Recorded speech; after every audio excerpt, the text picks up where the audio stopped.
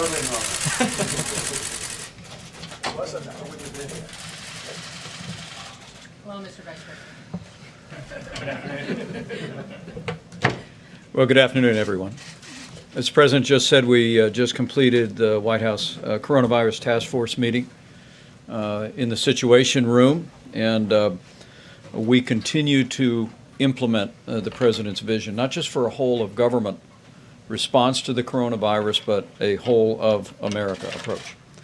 The focus of our task force today and going forward is on implementing the President's public and private partnership on testing, focusing on ensuring that state and local authorities have the guidance and the support to ensure mitigation, particularly in areas where we've seen community spread, and we're continuing to lean in at the President's direction on addressing capacity issues in our hospitals and with regard to equipment. Let me reiterate the President's gratitude, not just for the team behind me and the team behind them, all of our federal agencies that are literally working every day to bring a whole-of-government approach to this, but we also want to commend all of the governors across the country. I'll be speaking again to all the governors, all 50 states and the territories tomorrow. But as the President said yesterday in the Rose Garden, we couldn't be more grateful for all of the governors, particularly in areas where we've had community spread, for the seamless cooperation that's taking place. And we commend local health authorities and all of those who are literally on the front lines. Also grateful for all the businesses that you saw in high relief yesterday, businesses around the country, in sports and entertainment, in retail, that are making decisions based on CDC guidelines and good common sense to protect the American people. And lastly, as the President also said, we just want to thank the American people for listening to local authorities, listening to recommendations from the CDC. We'll hear more about that in just a moment from Dr. Fauci and Dr. Birx. But as we're seeing, not surprisingly, as we've seen in the past, the American people are all responding to look after not only their own health, but their families and their communities. And one story after another is truly inspiring to the President and to all of us. As you know, it's been a brisk few days. The President declared a national emergency yesterday, freeing up significant federal resources for state and local authorities, as well as our national response. The President announced that unprecedented public and private partnership on testing. And let me say that at 5 o'clock tomorrow, we will be detailing the progress that our team is making. I can tell you they are literally working around the clock with private companies. We are very pleased that Thermo Fisher was just approved last night by the FDA in record time to also be providing what's called a high throughput test. That will actually increase the capacity of this public and private partnership. But again, details on that in terms of when the local sites will be available at CVS and Walgreens and Walmart and other locations, what communities those will initially be available in, when the website will go online, as well as how this will continue to roll out. 5 p.m. tomorrow, Eastern Standard Time, we'll detail that.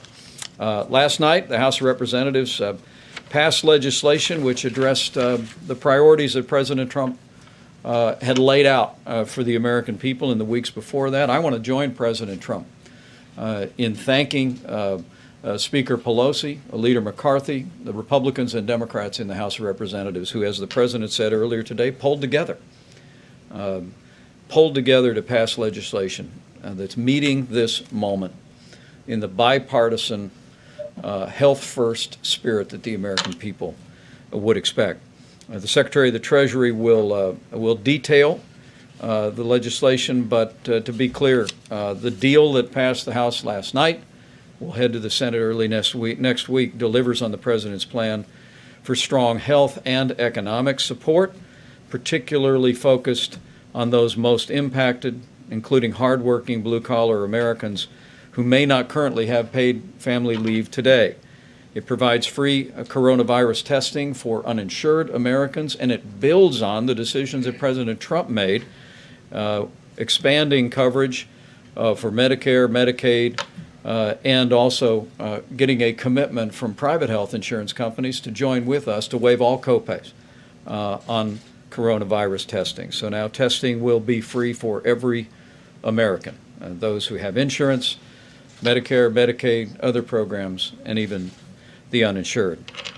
The legislation also establishes tax credits that the Secretary of the Treasury will describe that will provide paid sick and family medical leave for coronavirus-related employment interruptions. I expect Dr. Birx and Dr. Fauci will reiterate this. If you are sick, now you need not be concerned. If you're an hourly wage earner in America, you need not be concerned about staying home. If you're sick, stay home. You're not going to miss a paycheck because of this legislation that's moving through the Congress. Will make sure that your employer, including small businesses, have the ability to provide paid leave to you. This also provides funding and flexibility to ensure that senior citizens, women, children, and low-income families have access to emergency nutritional assistance, and it incentivizes states to ease access to employment benefits. Again, the President and I are profoundly grateful for the bipartisan spirit that drove this legislation, and let me also say how grateful we are with the Secretary of the Treasury and the long hours that he put in negotiating this measure. Let me say also, last night at midnight, the Department of Homeland Security implemented the President's decision to suspend all travel from Europe, passing through 13 airports. Acting Secretary Wolf will detail the implementation of that. To be clear, countries where we have suspended travel under Section 212F, Americans may still return to the United States.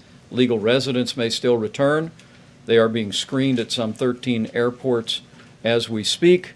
If they are identified as being symptomatic for any illness, there is an additional response on site, but those Americans are being encouraged to return home and self-quarantine for 14 days. That started at midnight last night, and the Secretary will detail it. In a few moments, I'll ask Dr. Fauci to update us on cases, as well as current CDC guidance for all Americans. And all of you are already aware that this week we issued specific guidance to about a half a dozen states where we've seen community spread. Dr. Birx will touch briefly on the public-private partnership testing plan and also speak about what the data is showing at this moment about the best guidance for every American. Acting Secretary Wolf and I both want to join the President in commending the cruise line industry.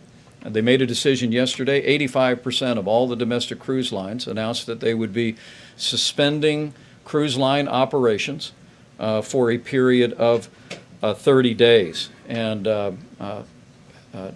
Chad Wolf will explain to you the importance of that decision. We want to commend the cruise line industry for working with us. And as we met last week on this day with cruise line industry executives, we're going to be working very vigorously over the next 30 days to implement new policies that will ensure that when the cruise lines start back up, they'll be safer and healthier places than ever before. But a great industry. American people love it and enjoy it, and we're going to make sure that it's there for many, many years to come. Also, as the President just foreshadowed in our task force meeting today, the President has made a decision to suspend all travel to the United Kingdom and Ireland effective midnight Monday night Eastern Standard Time. Chad Wolf will describe the details of that, but again, as the President just suggested, all of our health experts presented information. Dr. Fauci will reflect on some of those numbers. Made a unanimous recommendation to the President that we suspend all travel from the UK and Ireland. That will be effective midnight Monday night Eastern Standard Time. Again, Americans in the UK or Ireland can come home.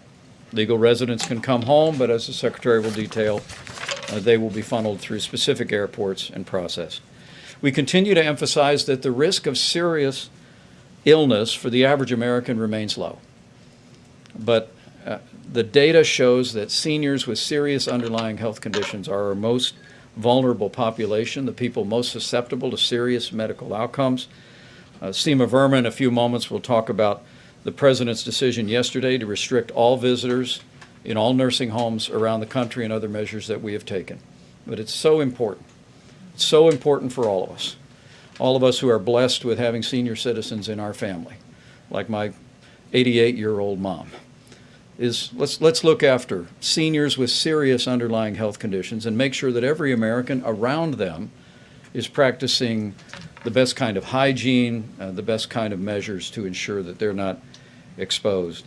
We'll hear also from Dr. Carson and the Surgeon General before we wrap up and take some questions. With that, let me recognize Dr. Tony Fauci for an update on where we stand and recommendations and guidance. Thank you very much, Mr. Vice President. Just a quick review of the numbers as of late afternoon yesterday. Let me start off quickly globally, and then we'll go to the United States. Right now, there are 129 countries that have involvement with coronavirus. Globally, the numbers are 132 plus thousand. So it's a little bit more than 132,000, about 7,500 of which are new cases.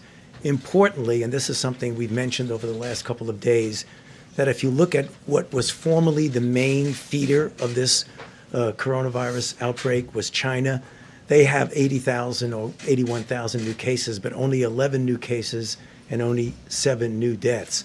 Things have switched over now to outside of China, which has actually triggered our decision, the decision of the president, to do the travel restrictions in other areas besides China.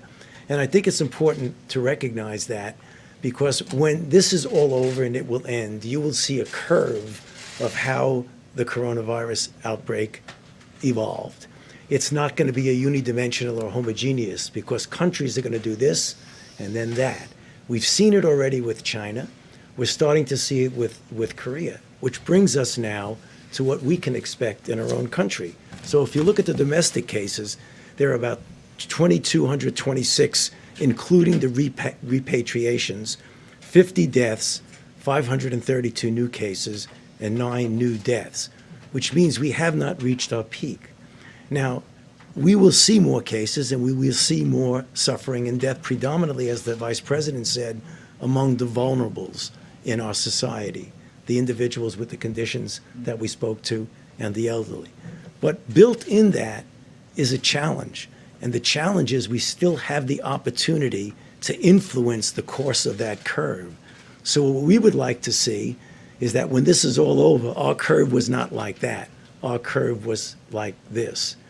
So that's the reason why we're implementing the things we're talking about. And finally, I just want to make a comment about yesterday. You know, as a physician, which is what I primarily am, who takes care of patients every day before I was doing this, is that there are things that happened yesterday that I think are going to be really important to the people out there who are going to be impacted by this, but particularly by the physicians.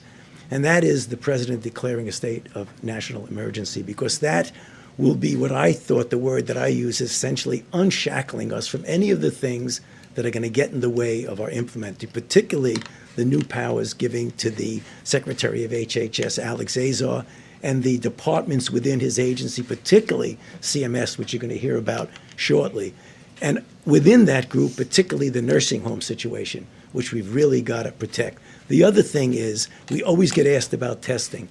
You saw the CDO out there. Now it's all systems go. Let's look forward. The responsibility is going to be with us, but also with them, because as we get knowledge about new testing, we'll alleviate the anxiety that we have in the world about we don't know what's going on, but it also will give the individual physician and individual citizen the opportunity to know where they stand. I'll stop there and happy to answer questions later. Thank you. Thank you, Dr. Fauci. Yep. Thank you. Thank you. Good afternoon. I just completed my second week, so I want to just start with the 4 things that I have learned in the last 2 weeks. One, we're at our best when the country comes together in a bipartisan way, and that has really been extraordinary to witness. But secondly, what you may not have seen as much of is the willingness of state and local governments to work together with the federal government in a seamless way, independent of party affiliation. The third thing has been the remarkable decrease in bureaucracy and red tape in order to get us to where we are today. This is particularly evident in the CDC. And then finally, the understanding that in order to unleash and serve every American, we have to create public-private partnerships that bring together the extraordinary strength of our private sector. So when we saw issues with testing, and again, I want to remind everyone, it was a surveillance system that was set up by public health institutions in the United States, our CDC, to be a surveillance test. We then, because there was no other, moved it to a diagnostic test. But now we have the full power of our testing capacity. What do I mean by that? We're looking at what it will take to have consumer access, and that's what the private sector is bringing to us. Secondly, we had to have automated high throughput testing because we want the American people to be able to get their results quickly, and you've heard from Roche and Thermo Fisher that access. But finally, we want to make sure that patients get results. And that was what's critical in that bill yesterday on reporting and requiring reporting, because obviously as we decentralize, as we move out of state and local laboratories, public health laboratories, as we move out into the hospitals and the communities, we need to know about the test results so that we can focus resources where they're needed the most. Finally, I want to conclude with something that's very important. When you are tested, and our results look very similar to South Korea now to date, where South Korea, 96+% of people with symptoms were negative. That means also that they had respiratory symptoms. Let's remind all of us, most respiratory diseases are contagious. So if you have any respiratory symptoms, you want to protect yourself and treat yourself, but you also want to protect others. And so let's everyone assume when they have a respiratory illness that you have a contagious illness, because if it isn't allergies, it's contagious. And let's use those precautions across the board. And let's, when you get a negative test, that means you're negative that day. That doesn't mean that you couldn't get the virus spreading overnight, because it replicates in your nose and your nasal secretions, and you would have a positive test tomorrow. So if you have a negative test, that doesn't mean that you can discontinue precautions. It doesn't mean you can start taking risks because you were negative. So let's ensure that if you had symptoms, you are contagious. Let's treat yourself as being contagious. And if you have a negative test, let's make sure that you're still protecting others from whatever you do have, and that doesn't reassure you personally and you take additional risk. Finally, I just wanted to conclude with a group of clients and patients that we're all very worried about. These are individuals that we call long-term survivors from HIV that are here across the country that have survived more than 4 decades with HIV. Many of them still carry a level of immunocompromise. To all of them out there, please take care of yourself. Please ensure that you're doing everything possible to ensure you don't get exposed. Thank you. Thank you, Deb. Great comments. Mr. Secretary, on the legislation that passed the House. Thank you, Mr. Vice President. So first, in particular, I want to thank Kevin McCarthy and Kevin Brady and all the Republicans on the House side who worked with us round the clock. I'd also like to thank Mitch McConnell and his team who were providing us input as well. I especially want to thank Speaker Pelosi, who was literally available to us round the clock for the last 3 days. And also want to just thank the Vice President and the President, who were very specifically involved in the details with us and providing guidance. So I will just highlight some of the issues here. The first thing I would just say is this delivers on what the President announced in his speech the other night. Obviously, people who need to be quarantined and people who have the virus, we want them at home. And we want them to continue to get paid. We don't want to be in a situation where they fear not getting paid during this 2-week period of time. So the first thing that this does is it creates a very seamless process for people that work for small and medium-sized businesses. They will continue to get paid by their employer. They don't have to worry about big government and coming to big government to get their checks. They will continue to get paid. We were also very sensitive to small and medium-sized businesses. Many of these businesses covered sick pay, but they're going to have many more people that may be on quarantine than normal sick pay, and we didn't want them to have to bear the cost. So 100% of the cost for these limited situations will be taken care of by the federal government. And then finally, we wanted to think of, again, as I said, how do we deliver money to the people in the quickest way? We didn't want to take 6 months to implement some government system. So I want to thank everybody at the IRS. The way we're able to do this, again, the IRS will issue tax credits. For most employers, they'll just deduct the money from what they owe us.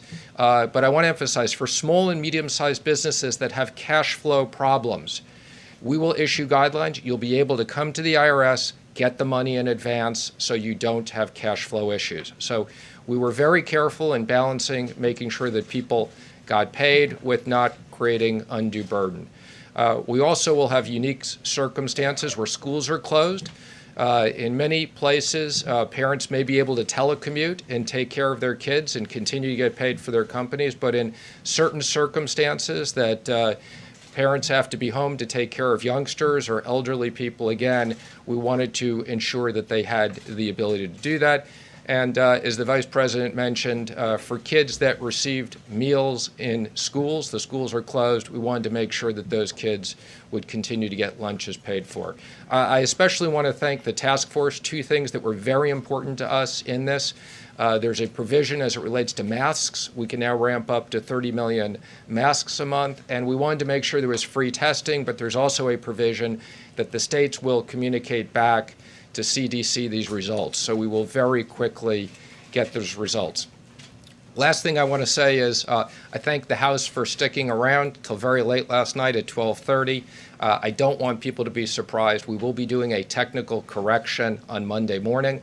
Despite us working very hard, we had language agreed with the Speaker and with Kevin McCarthy. It didn't get into the final bill. Last night at 12:30, Kevin, the Speaker, and I agreed that they would vote on it and have an agreement there'll be a technical correction. So I don't want anybody to come back on Monday morning and be surprised by that. So again, thank you to the Vice President and the President. And let me also just say, I would describe this as like a baseball game. The first inning was the $8 billion. This is the second inning. We have a lot more we need to do with Congress, and the Speaker and I have acknowledged it. We will be working starting immediately. The airlines industry in particular, no different than after 9/11, has a very unique circumstances. The cruise industry, the hotel industry, I would say we got a lot more work to do, and we very much appreciate the bipartisan support and anticipate rolling things out very quickly. Thank you, Mr. Secretary, and I know the President would want me to say again how grateful we are for all of your efforts on behalf of the American people. Acting Secretary Chad Wolf is going to speak about cruise lines, the current suspension of travel, and the expansion to UK and Ireland. Mr. Secretary? Thank you. Good afternoon, and let me start off by thanking the partnerships that we have with our private sector partners, both in the airline industry and the cruise line industry, for implementing a number of travel restrictions and security orders over the last several weeks and months. As the Vice President and the President have outlined, we have issued new directives denying foreign nationals who have been in certain affected countries, that's been 28 countries to date, from entry into the U.S. At the President's request, and again, as the Vice President outlined earlier, we've had a number of major cruise lines that have agreed to suspend outbound trips for 30 days. We've had a number of smaller operators follow that suit. And then we have also given orders to a very small handful to not sail, and that began at midnight last night as well. Today, as the Vice President outlined, the President made the decision due to the rising number of cases in the UK to apply these restrictions to both the UK and Ireland. So as we move forward, again, these restrictions bar travel for certain foreign nationals who have been present in the UK or Ireland in the past 14 days. And again, that goes effective midnight Monday. To be clear, the President's proclamation and these travel restrictions do not apply to U.S. citizens. I want to be very clear about that, and the Vice President mentioned that. Do not apply to U.S. citizens. So I think we saw some reporting of how do U.S. citizens get back from Europe quickly. They don't need to. They will be allowed into the U.S. Legal permanent residents, family members under the age of 21, foreign diplomats, and then we have other exemptions that are outlined in the proclamation. can certainly travel back to the U.S. They will undergo some medical screening and some other questions when they arrive, and then they will be asked to self-quarantine for 14 days. These restrictions to the UK and Ireland, just like the Schengen zone in China and Iran, do not apply to cargo and economic air cargo, maritime cargo, economic shipping, or the like. So let me close again by saying that the President has really taken unprecedented action to protect the safety and the security of the American public. These actions have never been taken before. And so the department, let me thank the Department of Homeland Security, the men and women of the department who are working day and night, 24 hours a day to implement these restrictions and to make sure that we do this in a very orderly and efficient process. And we also continue to look at all measures on the table, new measures that we have to implement as we go forward as the virus continues to evolve. So thank you. Thank you, Mr. Secretary. And I know the President would want me to reiterate your thanks and commendation to the dedicated men and women of DHS that are on the front lines of implementing these travel policies and doing an outstanding job.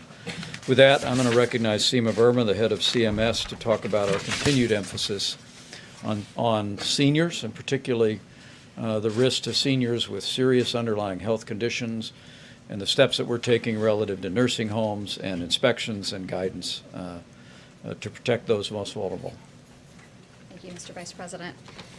As the President and the Vice President said, we did take action last night to indicate that nursing homes should restrict all visitors effective immediately, and that includes all non-essential personnel. There are some exceptions for end of life.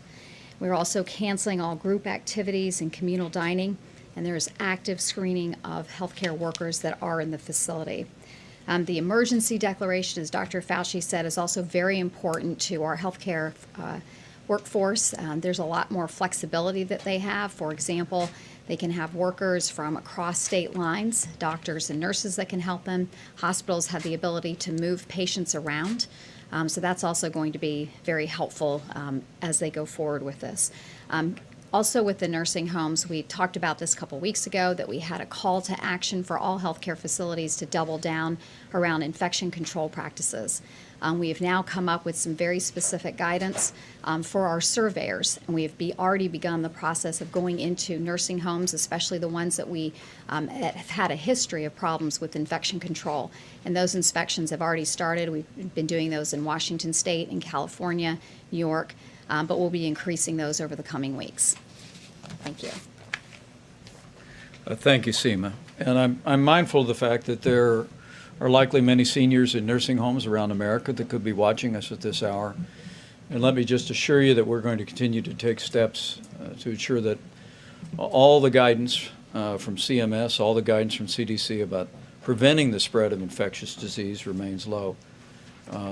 But in the threat here, I want to be clear, as Dr. Fauci has said, and I might just ask him to emphasize again, the threat here is not to seniors, particularly, or to seniors that may be on certain medications, but for seniors with serious underlying health conditions, we're taking the steps of suspending visitors for the purpose of protecting the most vulnerable. But to all of those other seniors that are watching from nursing homes or maybe watching from home or otherwise healthy, Dr. Fauci, maybe you'd give them a word. Yeah, sure. I think that obviously when you're a senior individual like myself, that my degree of protecting against infections is not as good as it was when you're 30, but if you're otherwise healthy senior, that the things that you really have less of a risk than if you have an underlying condition.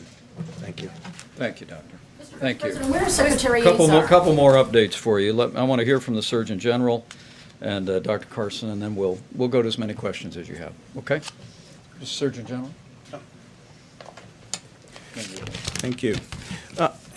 Yesterday was a very important day for our nation's providers and for our nation's patients in terms of the emergency declaration and also in terms of the agreement with the House that Secretary Mnuchin negotiated. And I want you all to understand some straight talk from the nation's doctor. We really need you all to lean into and prioritize the health and safety of the American people. No more bickering, no more partisanship, no more criticism or finger pointing. There'll be plenty of time for that, but we all need to hit the reset button and lean into moving forward.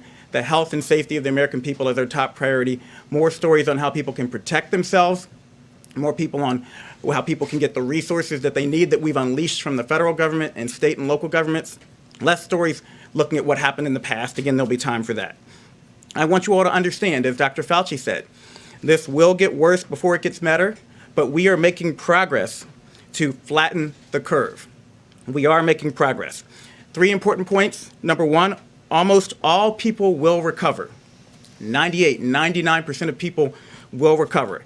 People need to know that. And we heard a great story on NPR this morning about an 89-year-old from that nursing home facility in Seattle who is recovered. Number 2, we must lean into protecting the most vulnerable, those with chronic or severe medical conditions, especially seniors. Now is the time for us to lean into that, and we are taking the measures to protect them at HHS. Secretary Azar, Bob Kadlec, Bob Redfield, Admiral Giroir are hard at work right now, leaning into that from the federal level, but we need your help. Social distancing and mitigation, they're not to protect the 30-year-old or the 20-year-old from getting coronavirus. They're to protect your Nana. They're to protect your granddaddy. They're to protect the people who you love in your lives, and we need your help. And finally, we all have a role to play. If we are complacent, selfish, uninformed, if we spread fear and distrust and misinformation, this situation will last longer and more people will be hurt. But if we pitch in and we share the facts, we will flatten the curve and we will overcome this situation. So finally, my prescription, know your risk, understand your circumstances, and get the facts to protect yourself at coronavirus.gov. Well done, General. Thank you. And Secretary and Dr. Ben Carson. Thank you, Mr. Vice President. You know, sometimes you have to stop and think about what's unique about the United States. And one of the things that is really wonderful, and we should stop and think about more often, is that we have so many people who are willing to put aside their self-interest for the good of the nation. And I want to thank those people at the federal, state, and local level who've put their own lives on pause in order to try to help their fellow Americans. It makes a big difference. But just as importantly, I want to thank the private sector. There are so many in the private sector who have volunteered their services, who have stepped up, who are willing to recognize that maybe they're going to take a bit of a financial hit, but they recognize that we have to create the appropriate environment so that everybody can succeed in this nation. And so often we overlook those individuals. I want them to know how much we appreciate them. What we're facing now is a significant threat. You know, as a physician and as a surgeon, I faced a lot of very, very complex problems. And most of them we were able to overcome, not so much because of me, but because of the fact that we had incredible people working on this together. It was the teamwork that made the biggest difference in the world. And that's what I'm seeing here in the government right now. The people behind me with others who are willing to work together as a team to be able to accomplish the goals for the American people. And I used to think we had long hours in medicine, you know, working 24 hours straight and working at midnight, 2 in the morning. This team is working that way too. I frequently get calls at 9, 10, 11, midnight about putting together some policies, doing various things. And I just want to thank all the people who are involved. And I hope that, you know, we as a nation can use this as an opportunity to pull together for good. You know, President Trump is going to be recommending a National Day of Prayer. And, you know, we've gotten away from prayer and faith a lot in this country. There's nothing wrong with godly principles, no matter what your faith is. Loving your neighbor, caring about the people around you, developing your God-given talents to the utmost so that you become valuable to the people around you, having values and principles that govern your life. Those are things that made America zoom to the top of the world in record time. And those are the things that will keep us there too. Thank you, Mr. Secretary. Okay, questions? Mr. Vice President, first of all, can you explain why Secretary Azar is not here? And also, can you indicate to us, one of the things the President rolled out yesterday was a discussion of Google partnering with the federal government, and then later Google said it was not aware that this was going to be announced and that it was not prepared in the same way the President forecast to the country. So where's the discrepancy about the website, Google's involvement, and why is the Health and Human Services Secretary not present? Secretary Azar was at the coronavirus task force meeting this morning. He's back to work, and we'll have a changing roundup for these presentations, so we can get quickly to your questions. But Secretary Azar is doing a remarkable job and working 7 days a week for the American people and making a difference. With regard to Google and other private partners, I know Google issued a statement that they are planning to launch a website. I think they gave a date of Monday, March 16th. We're working literally around the clock. And I know that our whole team working on this public and private partnership couldn't be more grateful to all of the hardworking people at Google that are helping to put this website together. But tomorrow, 5 o'clock, we'll have very specific, description tomorrow about when the website will be available, when the parking lot sites will be available for people to be tested, and we're working right now with state and local communities to determine where it's best to roll those out. There's a number of communities are already doing a great job meeting their needs, so we're trying to flow the resources. But 5 o'clock tomorrow night, we'll have details. Yes, please. Can you tell us whether you have also been tested for the coronavirus, and can you or somebody else clear up the apparent discrepancy between the letter that was issued from the White House physician's office just before midnight last night, in which the physician concluded that you and the President did not need to be tested? Well, I know the President announced that he has been tested. And I'm going to speak immediately after this press conference with the White House Physician's Office. At this point, as of last night, the White House Physician's Office had said that neither I nor Mrs. Pence either had the symptoms or the contacts that would necessitate testing. And maybe I might ask Dr. Birx to step up.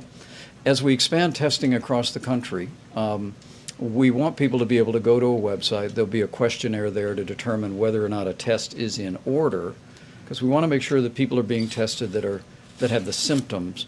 But I'm going to speak to the White House physician right after this press briefing, and Mrs. Pence and I would be more than happy to be tested. Dr. Birx, you want to speak? Yeah, no, thank you, Mr. Vice President, for mentioning that, because as I told you, in South Korea, there are 250,000 plus tests. About 96+% were negative. So, and that was with symptoms. So we're working very hard integrating everything they have learned about symptoms and screening, and that is going into the development of this website. So it's not just a simple checkbox website, it's actually going to go through critical symptoms, and that's why we're giving ourselves the weekend to get it put up. So far in the United States, from LabCorp and Quest, they're running about a 99 to 98% negativity. This always worries me because I've worked in public health a long time. When you tell someone they're negative, yes, it's reassuring, but the last thing we want is them so reassured that they stop practicing these critical practices that are going to protect all of us. This epidemic will be stopped at the community level.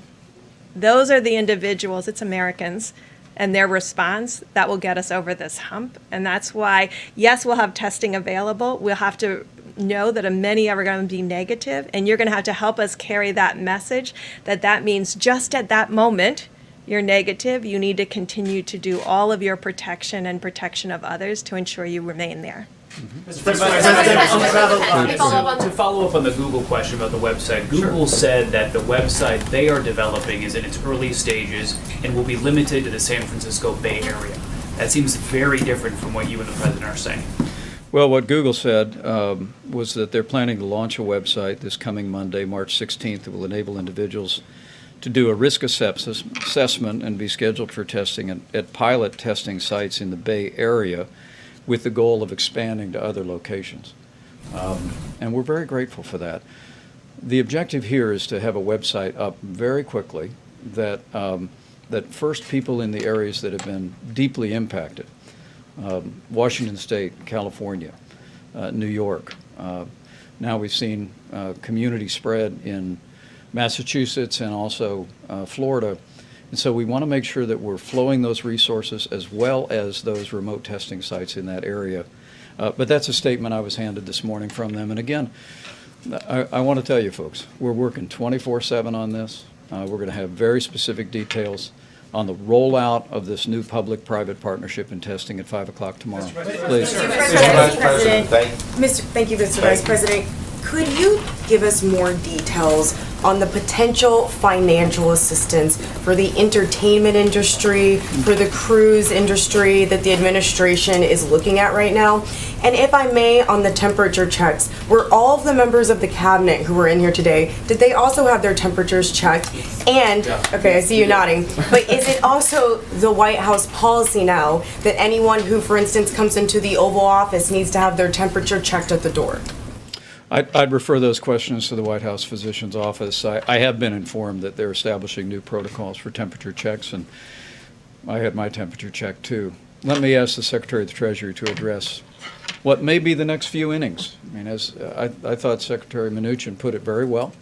We got the initial support, $8.3 billion from the Congress. The House passed legislation to act on the President's priorities, but we understand the President's made it very, very clear, whether it's our airline industry, our cruise industries, that we expect to be coming back to Congress to make sure that as we put the health of America first, and as businesses make those hard choices, to make a priority of the health of their employees or of those that they serve or their customers, that we're going to make sure that they can come all the way back. Mr. Secretary?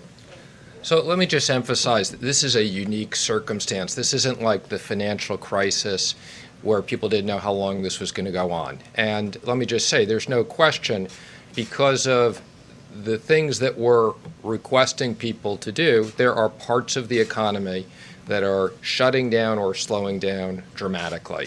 And as I said before, and I said yesterday, we are committed to use all the tools and all the resources of the government to make sure that we protect the economy. So many of the industries that you've talked about, as I said, the airlines are the most obvious because we have a unique circumstance where we have shut down travel, and these are of strategic importance to us. But we appreciate there's many industries that are impacted by this. I would also say there's many individuals. The President has talked about a stimulus program, whether it's through a payroll tax cut, whether it's through refundable tax credits. We are 100% committed, and I can assure you there is bipartisan support. So we have a lot of tools. The Fed has a lot of tools. Some of these tools we don't have that we had in the financial crisis. We'll be going back to Congress. And one of the reasons why this bill was so important is this is just now the second step on bipartisan support. We will make sure that the economy recovers out of this and whatever support. Sir, how much more money, if I may follow up, how much more money would you like to see? I'm not talking about the previous bill, I'm talking about in the future for those industries. Let me just comment. It would be premature to comment on specific money, as I said. I'd use the analogy of we're in a baseball game and we're in the early innings. We have 100 different things that we're looking at. Yesterday, the President announced on student loans, suspending interest. That was one of the things. He announced using the strategic oil reserve. This is a great time. We also have a unique circumstance having nothing to do with the coronavirus. Parts of our economy are very much impacted by the temporary low price of oil. So the President, the Vice President, and everybody else is 100% committed. We got 100 different ideas, and whatever we need to do, we will do. Mr. Vice President, thank you so much. I have a question for you, and if I can, for Dr. Birx. First for you, sir, if I may. Your language has changed a bit. You've tweaked it a little bit. Early on, you said that there was a low risk for the average American to contract the coronavirus. Right. Recently, your language has altered a little bit. You're saying the risk of a serious illness remains low. Can you address why the change? Is the potential of contracting the virus for an average American no longer low? Why the change, sir?